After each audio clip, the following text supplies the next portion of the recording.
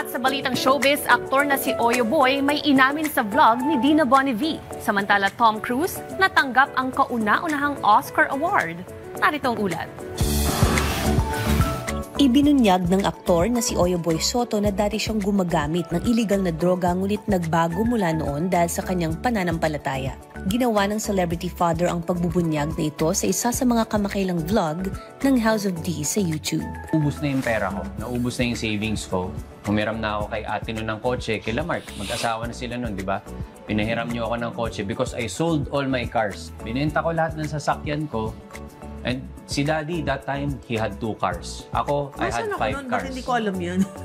Siyempre, nagpapakalayo ako isolated, di ba? Kasi nga, dahil may ginagawang mali. 2 taon anya siyang walang proyekto hanggang sa umabot na lamang sa 2,000 pesos ang laman ng kanyang bank account. Inamin din ng aktor na nakatira siya sa kanyang ama na si Vic Soto dahil dito. Dahil sa kanyang paghihirap, sinubukan niyang manampalataya sa Diyos kasabay ng pagtanggap sa sariling pagkakamali at doon anya muli nagbago ang kanyang buhay. Sabi ko, Lord, ayoko na, surrender na ako. Doon nagkaroon ng change. Nung sinabi ko na hindi ko pala kaya ito mag-isa, hindi talaga. Wala talaga. Naging emosyonal naman ang kanyang kapatid na si Danica habang ang kanyang ina na si Dina Bonnevie ay hindi mapigilang ma-shock sa revelasyon ng kanyang anak. Nakakayak naman yun. Hindi ko kasi alam yung part na yun ng life mo. Natanggap ni Tom Cruise ang kanyang unang Oscar Award. Ang Hollywood actor ay ginawaran ng honorary Oscar sa Governor's Award kamakailan sa Los Angeles, California bilang pagkilala sa kanyang contribution sa industriya sa loob ng ilang dekada. Sa kanyang talumpati sa pagtanggap, ibinahagi ni Tom kung paano nahubog sa paggawa ng pelikula ang kanyang buhay at pananaw sa mundo.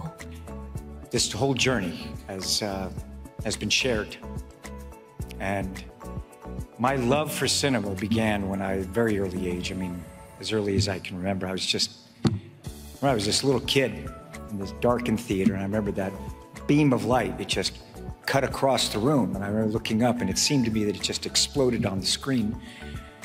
And suddenly the world was so much larger than the one that I knew. You know, entire cultures and lives and landscapes, and all of it was just unfolding in front of me. And it sparked something in me. It sparked a hunger for adventure, a hunger for knowledge, a hunger to understand humanity, to create characters, to tell a story, to see the world.